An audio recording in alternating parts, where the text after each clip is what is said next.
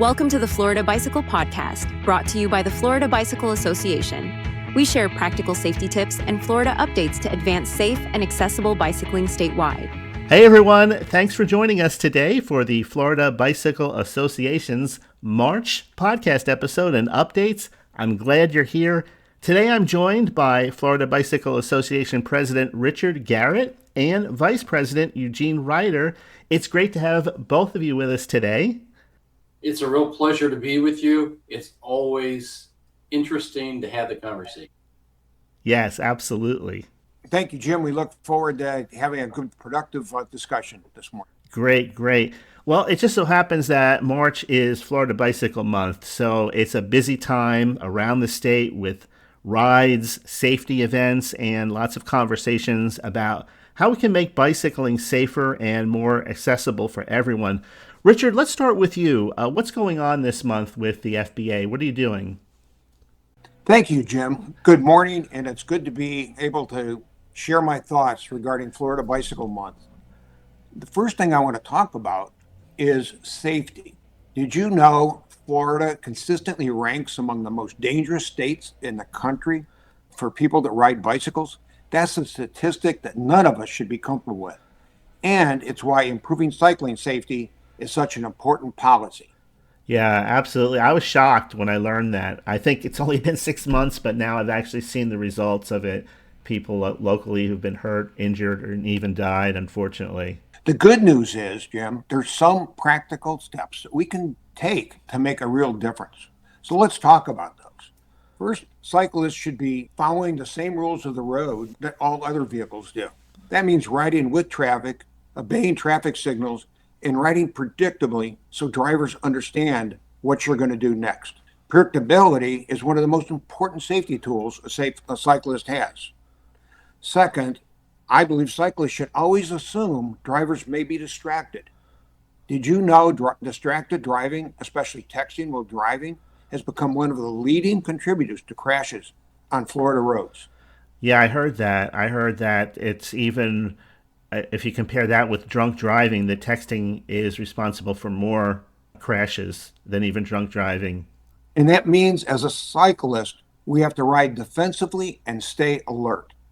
Among other things cyclists should remember is that every driveway can act like an intersection. When crossing streets or riding through driveways, look both ways and pay special attention to vehicles making right turns. Drivers often focus on traffic coming from their left and may not see someone approaching from the right. You know, I've had an experience exactly like that before, where at the last minute, somebody with a bicycle went in front of me. This was several years ago. And because I was looking to the left, I didn't see them until the last minute. Yeah, absolutely. You're right, Jim. Let's talk about some basic safety principles that we all should remember. Wear a helmet, use lights even during the day, wear bright or reflective clothing, ride in a predictable and visible manner. In essence, be seen. These small steps can significantly reduce risk for all of us cyclists. Yeah, absolutely. I mean, I know there's some teenagers, and I know when I was a teenager, I wouldn't want to wear a helmet. And sometimes you don't think because you don't have experience with seeing the result of something that could have been easily avoided, like a serious injury, if you had just been wearing a helmet. I agree. Absolutely, Jim. Now, I want to talk about an exciting event that's taking place during Florida Bicycle Month, National Bike Summit. This month, several members of our board of the Florida Bicycle Association, along with Eugene and myself, are going to join other Florida advocates throughout the state to meet with members of Congress and their staff, talk about bike safety. We're going to have a full day of meetings discussing practical ways federal policy can help improve the safety for people who bike and walk. That's a great opportunity, Rich. I wish you all the best and the whole team up there. I think that's great that they're willing to listen to you. Our message is going to focus on 3 priorities, which I think are of interest for all cyclists. First, proven street design that reduces serious crashes for walking and biking is so important.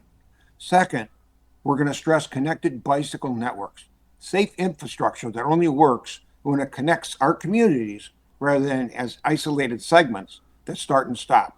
And this includes, Jim, strong support for safe routes to school programs so our children can safely bike or walk to school, which helps reduce automobile congestion around schools. And third, continued federal support for infrastructure, education, and local safety programs that help both drivers and cyclists share the road safely. Our goal is to bring more low-stress cycling infrastructure to Florida, networks that are safe, connected, and accessible for all ages and ability. Yeah, that's a great idea. I'm really glad the Florida Bicycle Association is dedicated to improving all the above.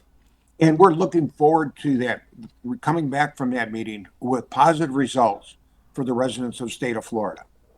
And in closing, it's important to remember the many cyclists and pedestrians who have been injured or killed on Florida's roads. And these tragedies remind us why this work matters. Cycling should be one of the safest and healthiest ways to travel in Florida.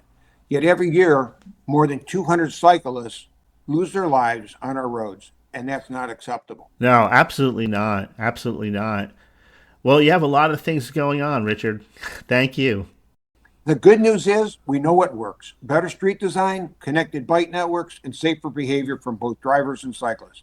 So at the Florida Bicycle Association, we're committed to working with communities, state leaders, and Congress to make these improvements happen, because safer streets aren't just good for cyclists. They make our communities safer and better for everyone. Thank you, Jim. Thank you, Richard. Thank you. And we're looking forward to hearing what happens from that meeting. I guess we'll go over that in our next episode. I'll be happy to take detailed notes and bring back our report. Great, great. Thanks, Richard. Eugene, you've been heavily involved, I know, with hands-on training. I got to see you in person doing it this month. That was great. Can you share what you've been working on, especially maybe the bicycle rodeos, the other safety events? How's it been going, and what are you seeing happening out there? Appreciate the question. Bicycle education and safety is really a passion that I have. And there's three key points that we take forward with that. One is hands-on skills. Parents can learn too, and that bicycles are vehicles. So we've been heavily involved this year so far with the Florida Department of Health, where we had 85 kids come out to the State College of Florida. And that was the one that you were at. So it was really good to have you there. Thank you.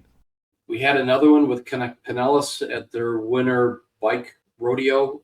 That was also co-sponsored by the Pinellas Urban League. That one didn't have a lot. 12 kids were there, but each one of them got a brand new bike that was donated to them, and they all got a new helmet as well. And then we participated with the Florida Department of Transportation and the Manatee County Sheriffs for the state jam that they had for about 80 kids. Each event is a different size, but the impact is really the same.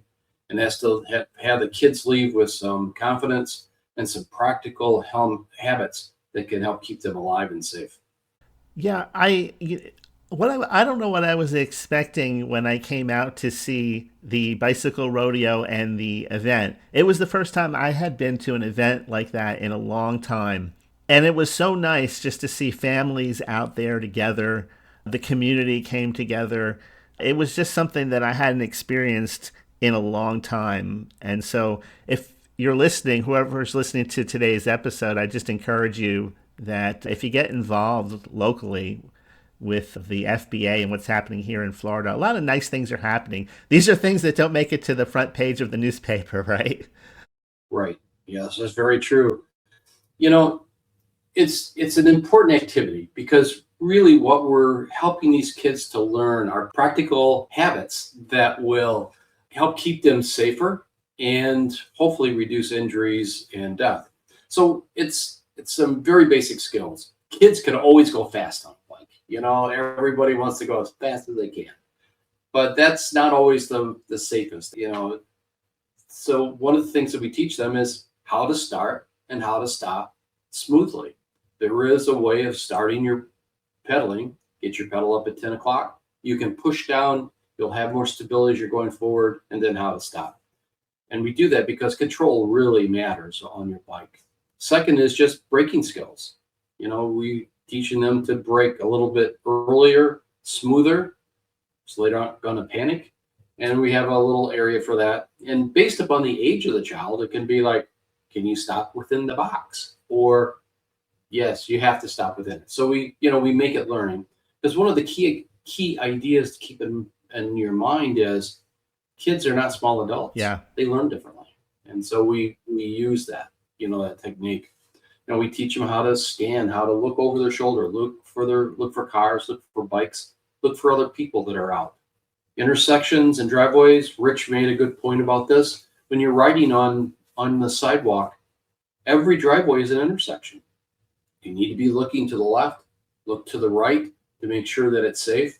And if you're riding your bike against the traffic, be especially careful, because that driveway is a dangerous intersection because the driver may not see you on the right when they're looking left to be starting to pull out onto the street. That's a great point. And then we also teach kids how to ride their bike slowly, because if you can stay on your bike and stay upright, you have very good control. So it's a way that we teach the kids. We tailor by age and we tailor by experience, and the whole day is to have fun while learning. Yeah, I saw the other day through my neighborhood, a family, everybody was bicycling together.